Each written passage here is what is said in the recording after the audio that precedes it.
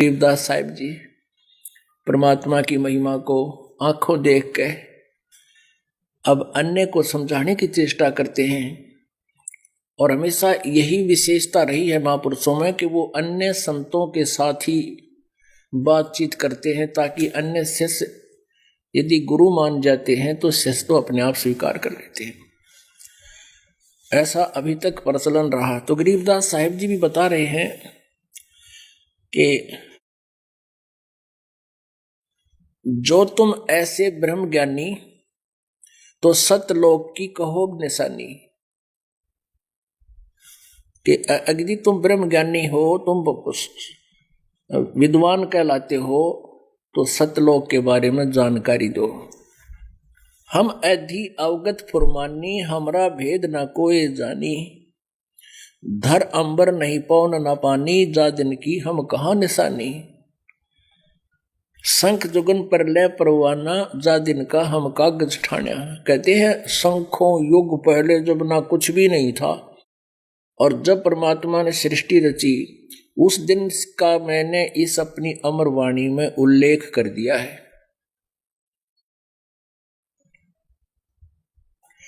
कबीर पुरुष के अधि आए, हम कबीर परमेश्वर के दास यहाँ आए हैं, उनके भेजे हुए संदेश वाहक, ऐदी माने संदेश वाहक यहां पर आए और पूर्ण ब्रह्म ज्ञान हंसा समझाए। 14 तबक हमारा डंका, और धर्मराज मानत है शंका। गरीबदास जी कह रहे हैं कि इन 14 लोभवनों में, एक ब्रह्मांड में 14 लोक हैं और उनसे अलग ये 3 लोक अन्य हैं।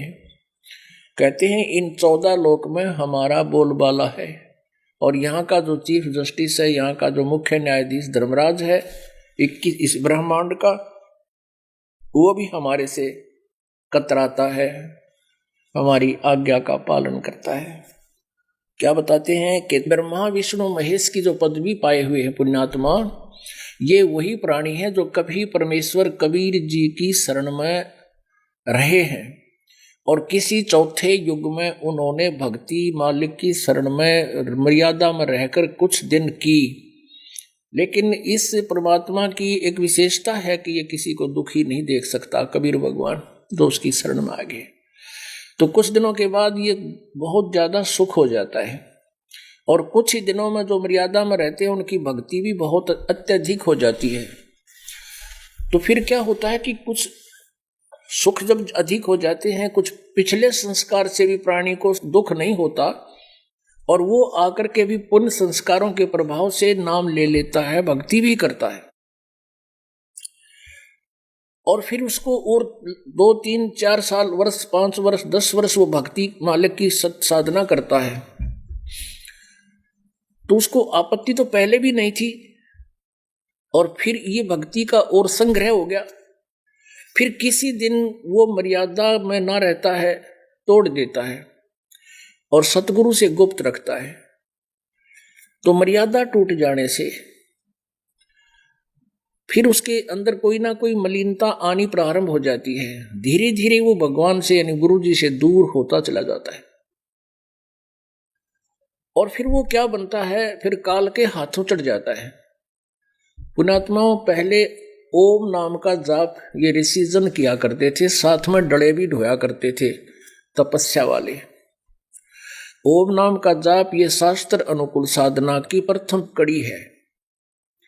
ये शास्त्र अनुकूल साधना ओम नाम की करते थे, लेकिन ब्रह्म सत्र की, और साथ में ये हठ योग रूपी ये मेडिटेशन, जिसको मेडिटेशन का घाटा जोड़ रखा है, ये मेडिटेशन भी करा करते हैं। मेडिटेशन से सिद्धियां आ जाती हैं। इनसे नहीं 2 घंटे बैठा सुबह, 2 घंटे शाम, ये तक गोड्डे रगड़ा करते, सारी उम्र खो दिया करते। जैसे एक बार विश्वामित्र राजा था, प्रेरणा पाकर राज त्याग दिया, सपरिवार जंगल में चला गया। जंगल में बच्चों को कुटिया काटिया बनाई, फिर कुछ दिन वहां रहा, फिर दूसरे ऋषियों से इसकी ऐसे खिंचगी, वशिष्ठ मुनि के साथ इसका विरोध हो गया। उनको नीचा दिखाने के लिए 12 वर्ष जंगल में और गहरा चला गया, बच्चा ने भी छोड़ गए। वहां साधना करके आया, बैटरी चार्ज करके आया, आकर उसको फिर ऐसे ही किसी को शराब देगा, किसी को आशीर्वाद देकर बर्बाद करके ऐसे। तो इस प्रकार वो शास्त्र अनुकूल साधना जो ओम नाम की वो करते थे, उसका क्रेडिट अलग लिखा जाता है। जो उस हठ योग करते थे मेडिटेशन, उसका अलग से लिखा जाता है। जो तप वो हो जाता है मेडिटेशन करने से, उस तप से वो राजा बनते हैं। वो सब उसके किए हुए क्रिया जैसे भी जिसने की वो लिखे जाते हैं। और साथ में सतनाम का जाप भी उन्होंने किया हुआ होता है। सतनाम मीन ओम नाम के साथ दूसरा मंत्र भी जाप किया हुआ होता है। किन्होंने? जो भगवान से विमुख हो जाते, गुरु से विमुख हो जाते, सतगुरु से, तो फिर वो क्या करते हैं, ओम नाम की जो जाप है उसमें और सतनाम और दूसरा मंत्र भी है। ओम नाम के जाप को तो ये खत्म कर देते हैं ब्रह्मलोक में, युकालिन को वहां नष्ट करवा देता है, वहां रखता है काफी दिन, 60 करोड़ तुम्हारी पूंजी तुम्हारा ही पुण्य। उसके बाद जो दूसरा मंत्र है सत, वो बहुत कीमती है, उसकी बहुत ज्यादा वैल्यू है। उन प्राणियों में से अपने एक ब्रह्मांड के लास्ट स्थान पर, ब्रह्मलोक के सबसे ऊपर जहां ये खुद रहता उससे नीचे 3 ये नकली व्यवस्था बना रखी है, सतलोक वाली डुप्लीकेट। उसमें सतलोक, अलखलोक, अगमलोक, अनामी लोक। तो ऐसे इनको जो सतनाम के जाप करने वाले और फिर परमात्मा से विमुख हो जाते हैं, उनको वो फिर वहां रखता स्टॉक वहां उनको, क्योंकि इसकी जल्दी से कमाई खत्म नहीं होती दूसरे मंत्र की। मर्यादा से किया, वैसे नहीं अपने मनमुखी करता रहे। तो उनमें से फिर ये क्या करता है, ब्रह्मा विष्णु महेश की पोस्ट पर अपनी पुतनी दुर्गा के माध्यम से उनको पुनः जन्म देता है और वो ब्रह्मा विष्णु महेश बना दिए जाते हैं। ऐसे ये काम बिगाड़ता है। और जो वहां सतलोक में चले गए, इन ब्रह्मा विष्णु महेश्वर से तो बहुत ज्यादा अच्छी आत्माएं हैं जो सतलोक चली जाती हैं, क्योंकि उसी क्लास के वो क्लास फेलो थे और वो बीच में छोड़ के जितनी उन्होंने पढ़ाई की उसका बेनिफिट उनको मिल गया। तो यहां बता रहे हैं, शंख जुगन पर ले परवाना, जा दिन का हम कागज ठाना, कबीर पुरुष के ऐधि आए, पूर्ण ब्रह्म ज्ञान समझाए। हम ऐदी हैं दुर के भाई, जम किंकर पर हमरी दाई, सतलोक के हम सैलानी, आत्म तत्से पलटा बाणी, आज अंत का करो विचारा, जित से उपजा ये संसारा। ओंकार अष्टंगी माया, जिन ब्रह्मा विष्णु महेश्वर जाया। 5 तत्व का ये पिंड ब्रह्मंडा, जाम नदी 18 गंडा। ब्रह्मा विष्णु गिने न जाई, और सुख सागर की पर भी नाई। कहती वहां सतलोक के अंदर ब्रह्मा विष्णु महेश जैसी पुण्यात्माओं की तो गिनती भी कोई ना, इतने हुआ पर जो वहां सतलोक में आनंदित हो रहे हैं। और जो यहां रह गए वो इस काल का फंस जाते हैं। अब क्या बताते हैं, ओंकार अष्टंगी माया, जिन ब्रह्मा विष्णु महेश्वर जाया। जया माने जन्म दिया, दुर्गा ने ब्रह्मा विष्णु महेश को जन्म दिया। ये इस काल की पत्नी है दुर्गा, ज्योति निरंजन की पत्नी है। ब्रह्मा विष्णु महेश का जो ज्योति निरंजन काल पिता है। 5 तत्व का पिंड ब्रह्मंडा, जाम नदी 18 गंडा, 184 है चौखानी, जाकी बेड़ी वेद कुरानी। कहते 84 लाख योनियों में फंसे रहने का मुख्य कारण वेदों और कुरान की जो ज्ञान है ये इनकम्प्लीट है। और जिस कारण से आप साधनाएं भी करते हो, अच्छी अच्छी पोस्ट भी ऊपर के लोकों में प्राप्त कर लेते हो, लेकिन फिर भी आप इस काल की जेल से बाहर नहीं जा सकते, जन्म मृत्यु तुम्हारा समाप्त नहीं होता। कहते हैं ये वेद और कुरान इस काल के जाल में फंसाए रखने की तुम्हारी खास बेड़ी है, तुम्हारे पैरों में ये जंजीर पड़ी हुई है।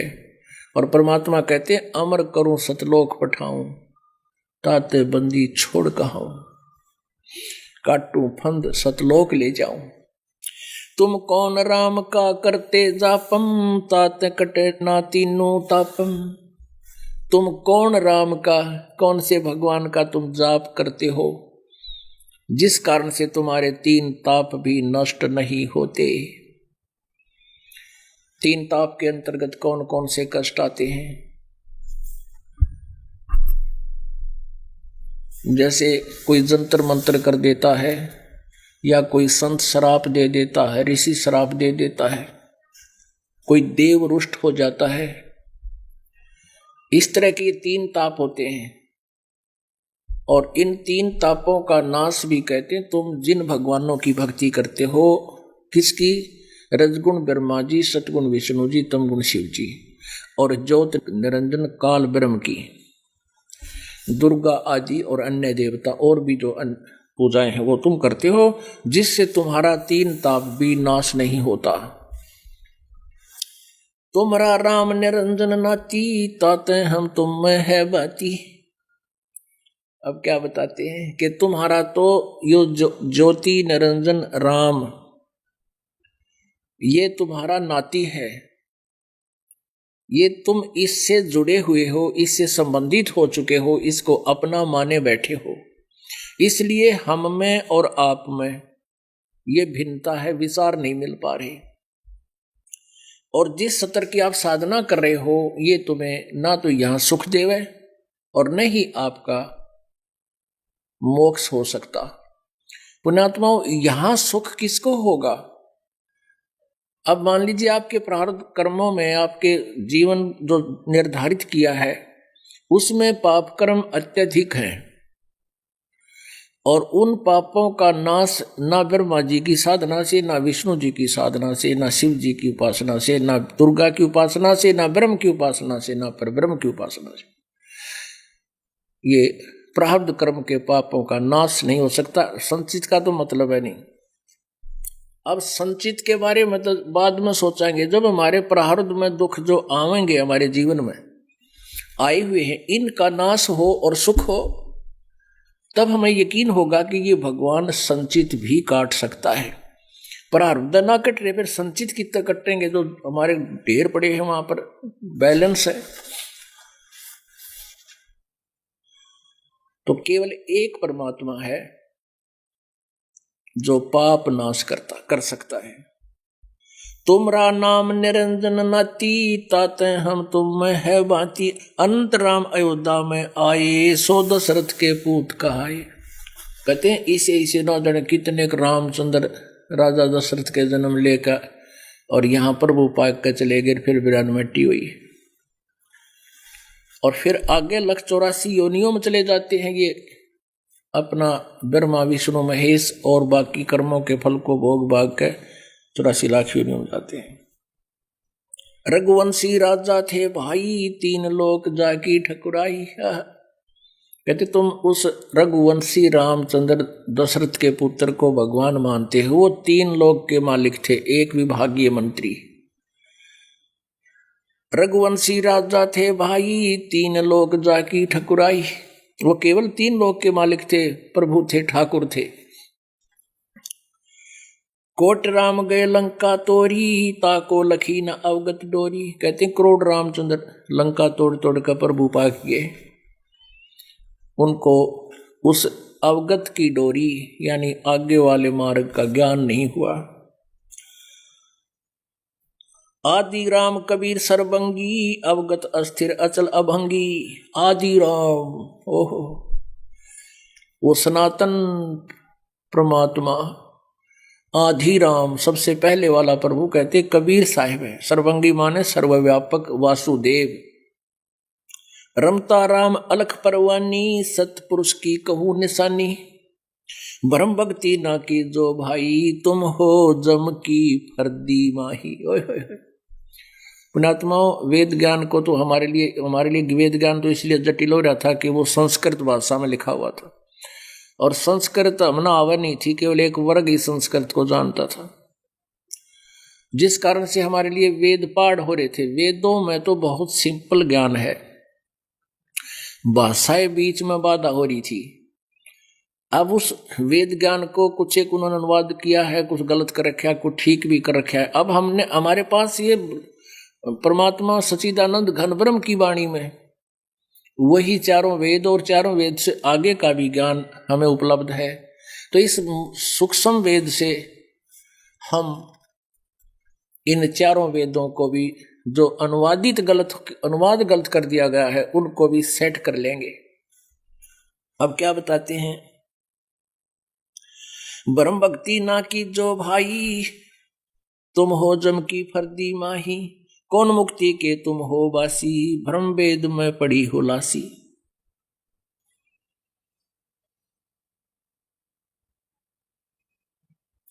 कबीर पुरुष ने आन जगाया, गुज वस्तु का भेद लखाया, जनदास गरीब कहे नर लोई, राम मिले से राम होई।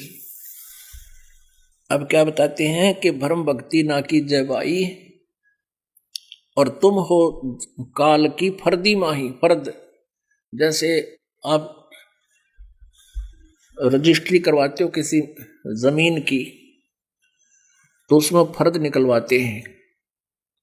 जो फर्द के अंदर आपके नाम जो वस्तु है, उस फर्द के अंदर जितनी भी आपके नाम जमीन है वो आपकी पक्की होगी। तो कहते हैं, तो परमात्मा कह रहे हैं ब्रह्म भक्ति ना की जो भाई, तुम ये नकली साधना मत करो बिना ज्ञान के। कहते परमात्मा कबीर जी कहते हैं गरीबदास जी को बताया करके कि एक अस्थि की पैड़ में सब जीवों की पैड़, और सार शब्द चिन्ह बनाया दुनिया मारे खेड़। खेड़ माने बिना किसी बगैर किसी जानकारी कर कोई इधर भाग रहा है, कोई इधर दूण मार रहा है, कोई इधर भटक रहा है, रास्ता ढूंढ रहे हैं। कहते हैं एक हाथी के पैड़ में, एक हाथी की पैड़ में, पैड़ माने पैर के चिन्ह, पृथ्वी पर जो निशान बन जाते हैं, सब जीवों की पैड़, यानी हाथी के पैर के अंत से बड़ा किसी का पैर नहीं है। यानी वो सार शब्द चिन्ह है बनाया दुनिया मारा खेड़, एक मंत्र है जो मोक्षदायक है, उसके से बाकी सब उससे नीचे नीचे छोटे ही हैं, वो आपको कंप्लीट लाभ नहीं दे सकते, बेनिफिट नहीं दे सकते। ब्रह्म भक्ति ना की जो भाई, तुम हो जम की फर्दी माही। तुम तो काल की फर्द में हो, उसके पक्की रजिस्ट्री हो रही है तुम्हारी, उसके पक्के नाम हो रहे हो तुम। अब उसकी इस फर्द से अपनी फर्द में लाएंगे आपको, परमात्मा के नाम कराएंगे आपको। उसके लिए आपको बहुत आध्यात्मिक धन की जरूरत पड़ेगी। उस आध्यात्मिक धन की कमाई के लिए आप जी को विधि बताई जाएगी। अब गरीबदास महाराज जी कह रहे हैं कि परमात्मा कबीर जी ने क्या बताया है कि माया आद अंध गति मेला, और ब्रह्मा विष्णु महेश्वर चेला। इन पांचन मलकीन बंधाना, इन पांचन मिलकीन बंधाना, समझे नहीं ये जीव दीवाना। इन पांचों मिल जीव अटकाए, युगन युगन हम आन छुटाए। कहे कबीर पुरुष अविनाशी, हम ही काटें यम की फांसी। अमर करूं सतलोक पठाऊं, शंख पदम जलमल दर्शाऊं। दास गरीब विहंगम मेला, सतपुरुष कबीर का चेला। अब परमात्मा की महिमा से परिचित होने के बाद आदरणीय गरीबदास साहिब जी ने यथार्थ भक्ति की जानकारी दी, और जो साधना गलत कर रहे थे उसका खंडन किया। गुरुआ गाम बिगाड़े संतो, गुरुआ गाम बिगाड़े। ऐसे कर्म जीव कहला दिए, ईव झड़े ना झाड़े। गुरुआ गाम बिगाड़े संतो, गुरुआ गाम बिगाड़े। गुरुआ गाम बिगाड़े संतो, गुरुआ गाम बिगाड़े। ऐसे कर्म जीव कहलाए, ईव झड़े ना झाड़े। ऐसी गलत साधना इस जीव के साथ चिपका दी, ऐसे गलत कर्म ये कर रहे हैं। अब कहते इनको झाड़े तो भी ना जड़ते, इनको समझाए से भी ये नहीं छोड़ पा रहे। ये पत्थर को परमेश्वर कहते, या निंदा बड़ भारी। या की मोको समझ न पड़ी, पूजा दी अकगारी, पूजा करी अकगाड़ी। जो हड़का जल भर के लाए, चरणामृत ठहराए, जड़ के चरण धो कर दीने, चेतन को फिर प्याए। इन अज्ञानी ऋषि संतों ब्राह्मणों को, गुरुओं को लताड़ रहे हैं कि तुम पत्थर न परमेश्वर बताओ, मूर्ति बोलती ना, सुनती ना, चलती नहीं, कुछ भी उसका आगे घंट बजाओ, उसका आगे प्रार्थना कर रहे हो। और फिर जोड़ का जल भर के लाए। चरणामृत देखे हमने बनाते, जो हमारे गांव में एक शिव जी का मंदिर है, और हमारे गांव में फ्लड आई लगातार कई वर्ष, तो हम चौथी पांचवी पर डरते।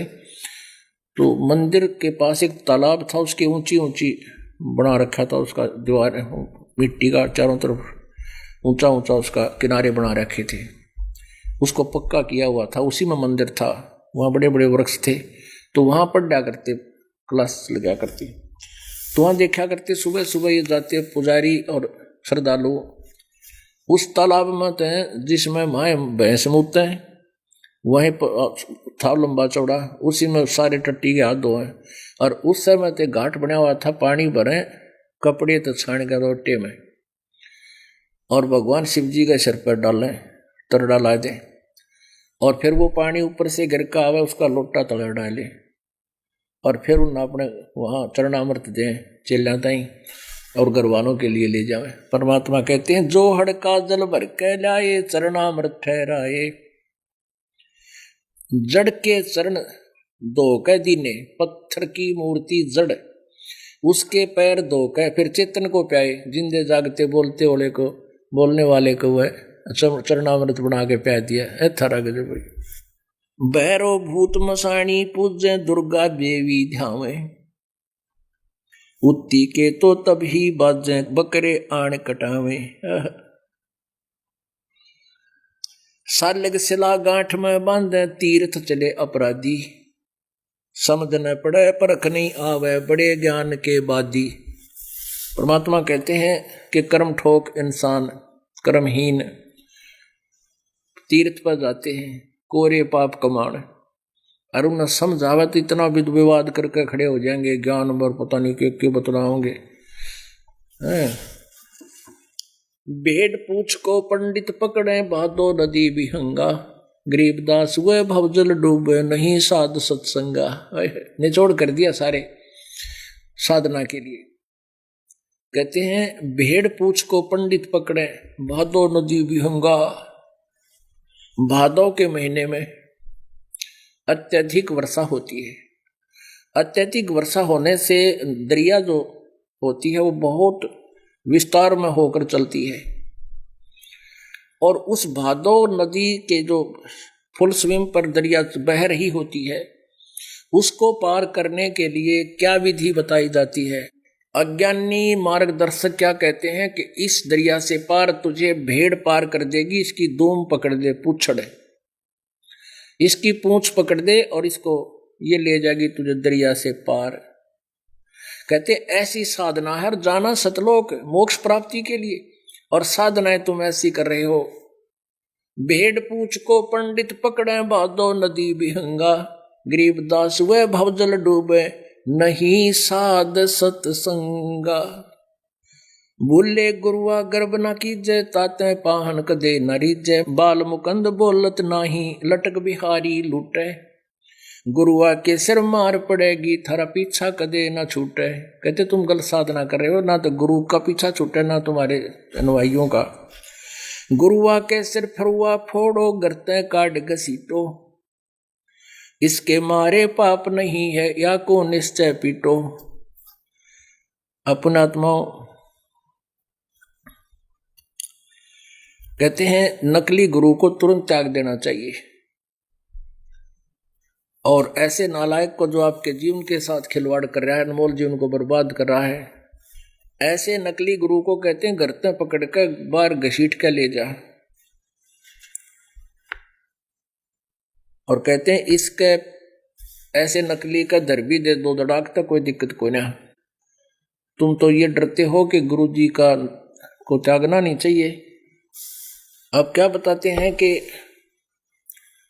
ये भोली आत्माएं जो श्रद्धालु होते हैं ये अपने धुन के पक्के होते हैं, और ये नकली गुरु इनकी श्रद्धा का नाजायज फायदा उठाते हैं।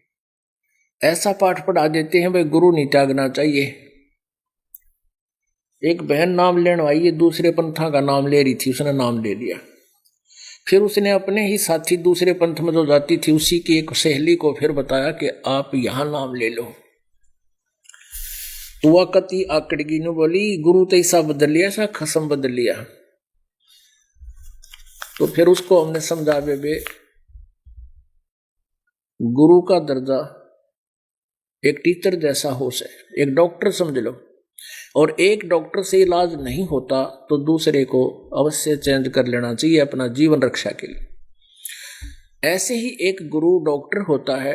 जन्म मृत्यु का रोग हमारा लगा हुआ है, तो ऐसे और एक डॉक्टर से इलाज नहीं हो रहा दूसरे गुरु के पास जाना चाहिए। पति का दर्जा अलग है, वो तो एक संसारिक नाता है। ये तुम्हारे गुरुओं ने गलत मार्गदर्शन कर रखा है, तुम्हें मूर्ख बना रखा है। बोली नाम ना माना। अपने आत्माओं, एक बहन जो है हमारी नाम ले रखा है उसने, और उसके साथ एक उसकी पड़ोसन 2-3 मकान दूर रहती थी। उसने कहा, उसने कितना सुन दिया किसी पे, भाई गुरु बिन मोक्ष नहीं, गुरु बिन मोक्ष नहीं। उसका यह धुन लगी गुरु बनाना चाहिए। वो हमारे शिष्या के पास आई, बेबी मन गुरु बनाना है, और तन मन सुना तेने नाम ले रखा करो थ्याड़े महाराज का। कहाँ बेबे ले रखा, मैंने नाम लेना, मैं नाम दिवा दे। ये देख ले ये मर्यादा है, अब मैं सारी मान लूंगी। वह नाम लेगी।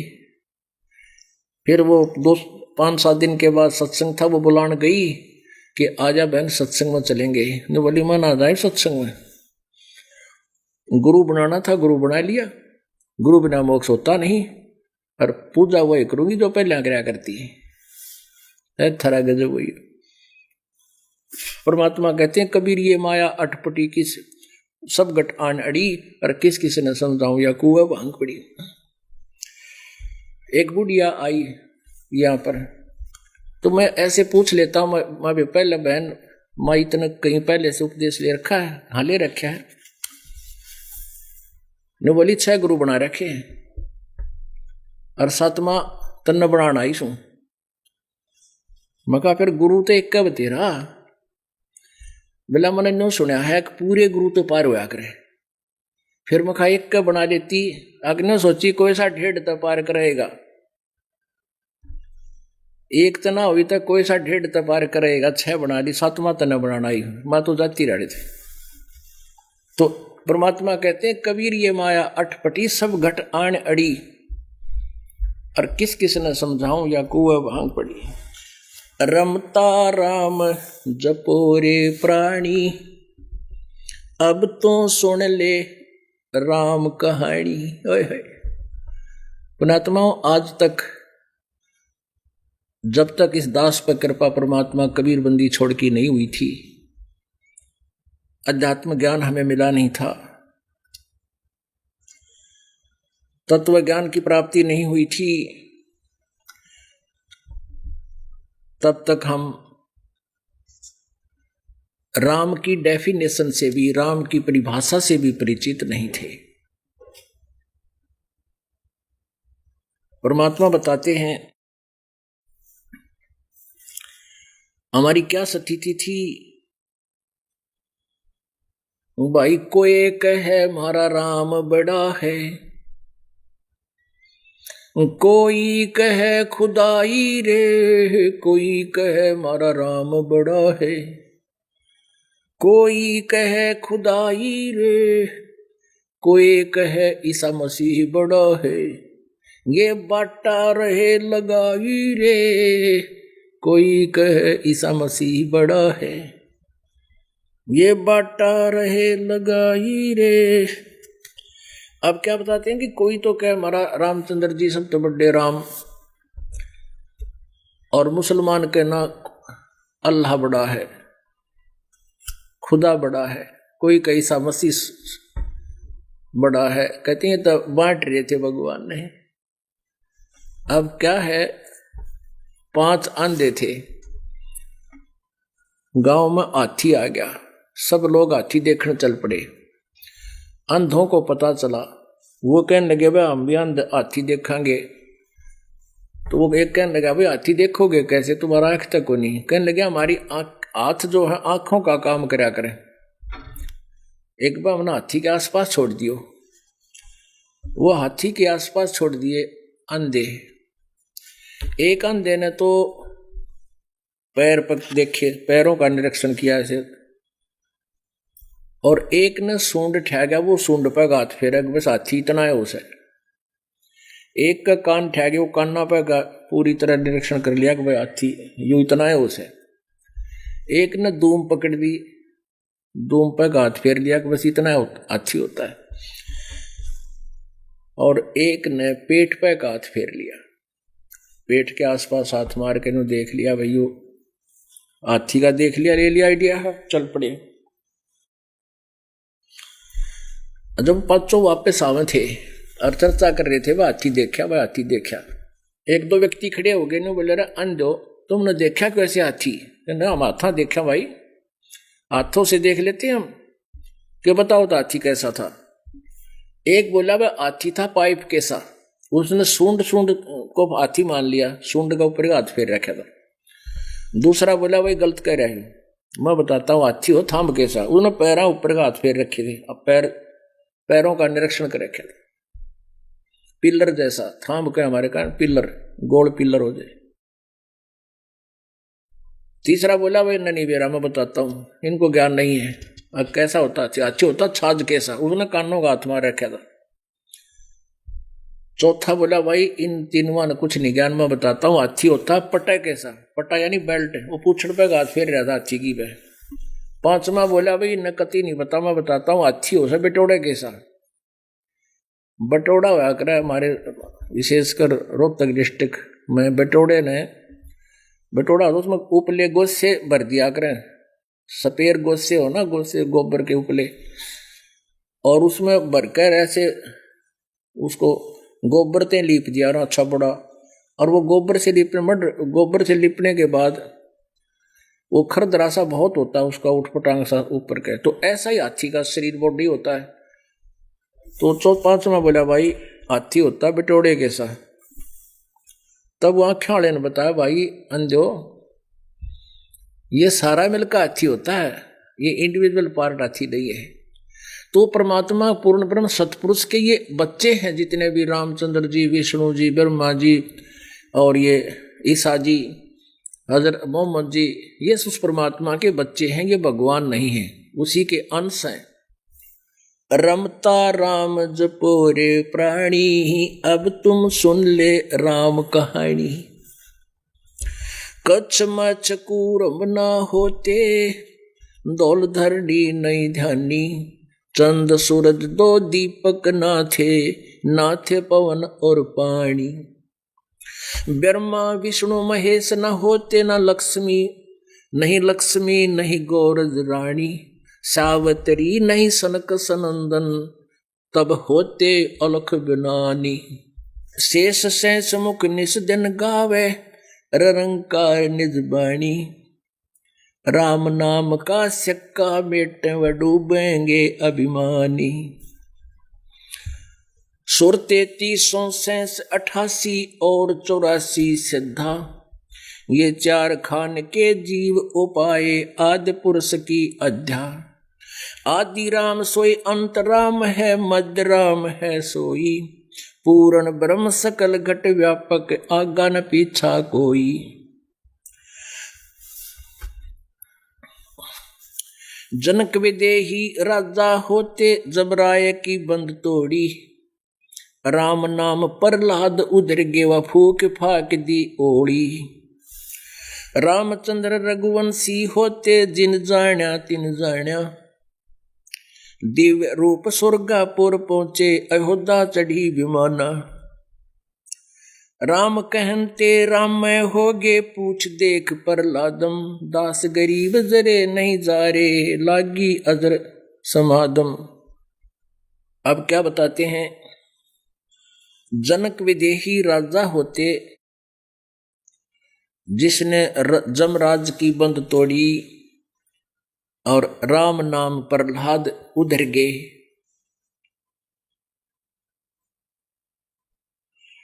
वह फूक फाक दी होली।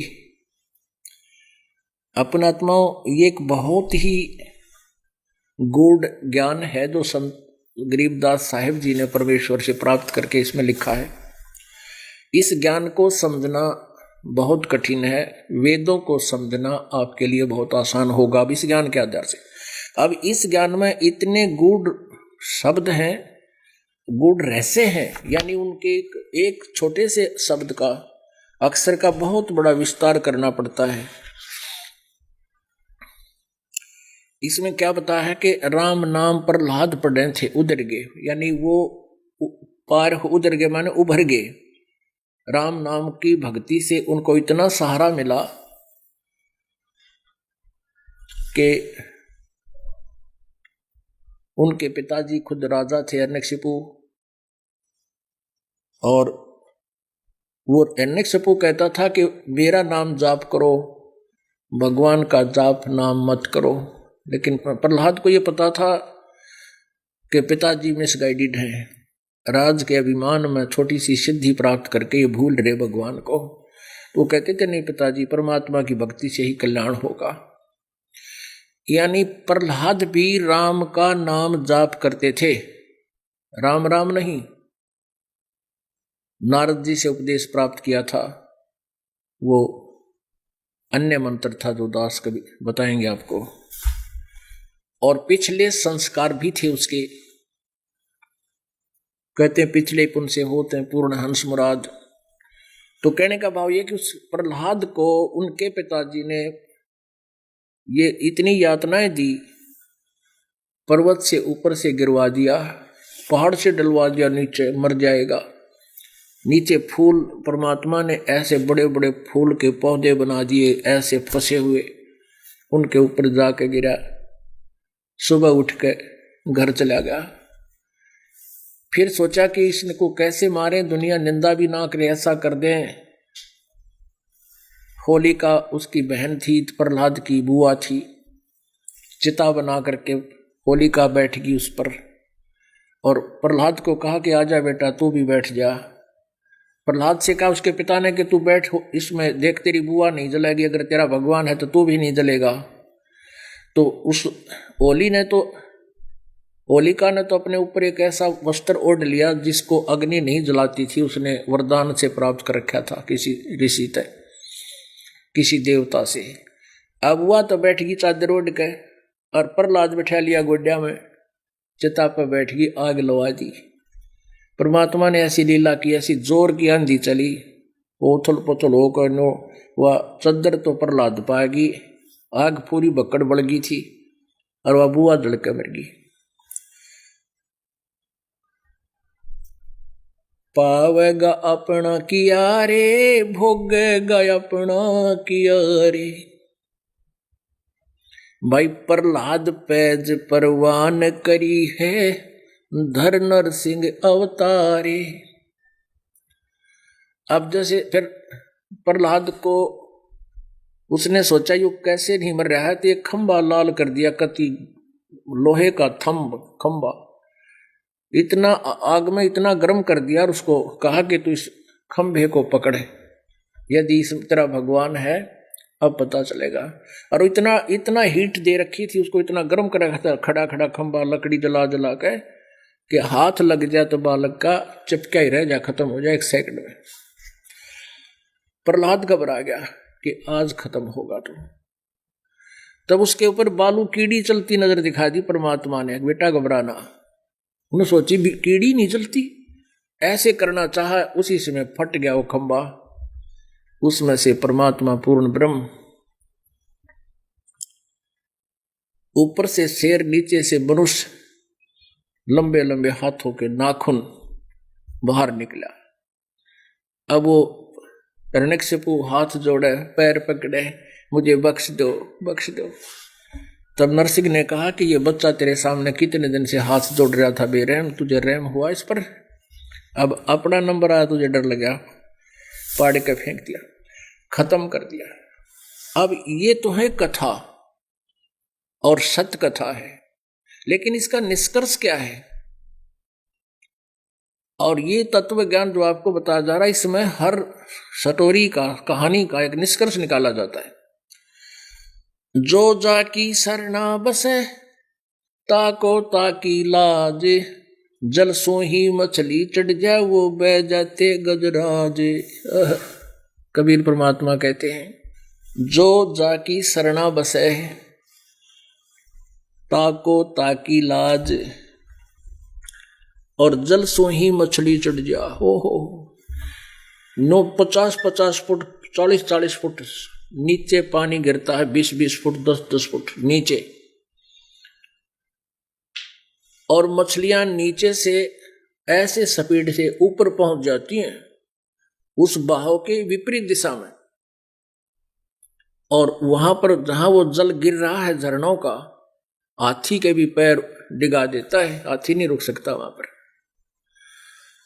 अब कहने का भाव क्या है कि जो जाकी सरना बसे ताको ताकी लाज। अब मछली उस जल के बिना नहीं रह सकती, मछली का उस जल से विशेष लगाव है, वह उसकी पक्की भक्त है, और जल के बिना 5 मिनट के अंदर मछली तड़प तड़प कर मर जाती है। तो इसलिए जल ने उसको इतना अनुकूल दे दिया, उसको इतना छूट दे दी, तू कितने घूम, ऊपर चढ़ नीचे आ, तेरी सारी छूट। तो पुण्यात्माओं, जैसे हम जिस भी राम की शरण लिए हुए हैं, उसकी जितना सामर्थ्य है उतना राहत आपको अवश्य देगा। जैसे आपका किसी SHO से मेल है, थाने में आम आदमी नहीं जा सकता, और यदि थानेदार का खास मित्र है, वो बेधड़क थाने में जाता है और थानेदार उसको कुर्सी पे बिठा के चाय पिलाता है, और उस थाने में कितना घूमे फिरे वो। ऐसे ही किसी की मित्रता SP से है, IG से है, तो वो उसका खास मित्र है, तो उसको वो सारी छूट दे, कितना घूम फिरे। यदि किसी की मित्रता किसी मंत्री से है, तो मंत्री के उसको पूरी सुविधा देता है, उसके सब कार्य भी, उसके सत्र के जो होने वाले विद इन लॉ, वो सब कर देता है। ऐसे जिसकी मित्रता मुख्यमंत्री से है और खास मित्रता है, तो वो अपने स्टेट में उसको पूरी छूट दे देता है। और जिसकी मित्रता प्रधानमंत्री से, उसका आगे मुख्यमंत्री भी सलूट मारा है, और नीचे वालों का तो कहना है क्या। तो कहने का भाव यह है कि जो जाकी सरना बसे ताको ताकी लाज, और जल सो ही मछली चढ़ जा वहां बह जाते गजराज। गजराज माने हाथियों का भी मुखिया, यानी बहुत तगड़ा हाथी, वो भी उस जल के सामने टिक नहीं सकता, वो बह जाता है। और वहां पर वो मछली, वह 2 किलोग्राम की मछली ऐसे ऊपर चढ़ जाती है, नो कुत्ती ऐसे, नो नीचे गिरता हुआ पानी बहुत गहरा, वहां से ऐसे जाती है, वो ऊपर पहुंच जाती। तो यहां प्रसंग जो चल रहा है, गरीबदास साहिब जी ने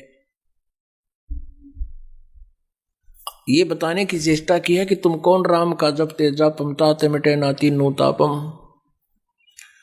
3 ताप के अंदर आते हैं, जैसे आपके ऊपर किसी ने कोई जंतर मंत्र कर दिया हो, किसी का गाल गलवा रखी हो, और किसी को कोई श्राप मिला हुआ हो, या कोई प्रारब्ध का कष्ट है,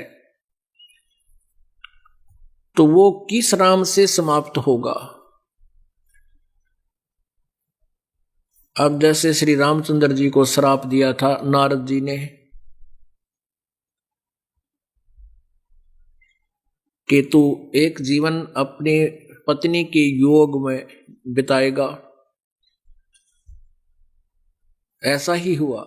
श्री रामचंद्र जी यानी विष्णु जी को श्राप दिया था, श्री रामचंद्र रूप में राजा दशरथ के अगर जन्म हुआ, और पूरा जीवन सीता के वियोग में उसका व्यतीत हुआ।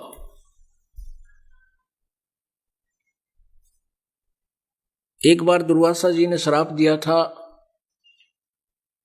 कि यादव कुल का नाश होगा, ऐसा ही हुआ। श्री कृष्ण जी का पूरा कुल नष्ट हो गया, श्री कृष्ण जी भी मारे गए। एक शिकारी ने उनके पैर में तीर मारा था, विषाक्त, उनकी भी मृत्यु हुई थी। पुणात्माओं, अभी आपने सुना कि रमता राम जपोरे प्राणी, अब तू सुन ले राम कहानी। परमात्मा की कहानी, राम कहानी तो सृष्टि रचना से कंप्लीट होगी। सृष्टि रचना की जानकारी थोड़ी सिंपल से आपको देंगे, तब आपको पता चलेगा कि कौन राम और कितनी अक्षमता का है। सृष्टि रचना के बारे में जानकारी देंगे आपको थोड़ी सी, फिर विस्तार से कल बताएंगे। राम की कहानी आपको सुनाते हैं। अभी तक हम सत्यनारायण कथा सुना करते थे। सत्यनारायण हम मानते थे श्री विष्णु जी को, और विष्णु जी को सत्यनारायण। सत्यनारायण मीन अविनाशी प्रभु। सत्य माने अविनाशी, सत साहिब कहो, सत्यनारायण कहो, सतपुरख कहो, सत साहिब कहो।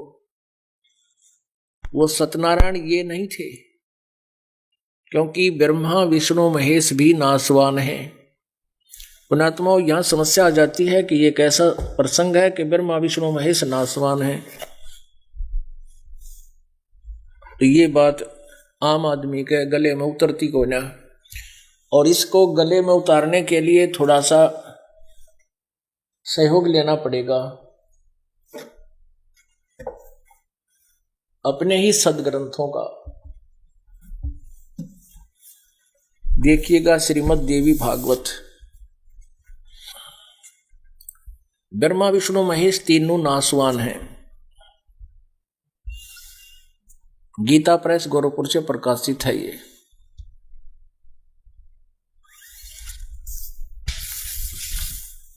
संक्षिप्त श्रीमद् देवी भागवत यानी दुर्गा पुराण, शक्ति पुराण, संपादक हनुमान प्रसाद पोदार, चिमनलाल गोस्वामी, और ये प्रकाशक है एवं मुद्रक है गीता प्रेस गोरखपुर, गोविंद भवन कार्यालय, कोलकाता का संस्थान। इसके 123 पृष्ठ पे हमारा काफी काम सर जाएगा। ये 5-7 पंक्तियों में बहुत कुछ बात सुलझ जाएगी। तीसरा सकंद 123 पृष्ठ पे।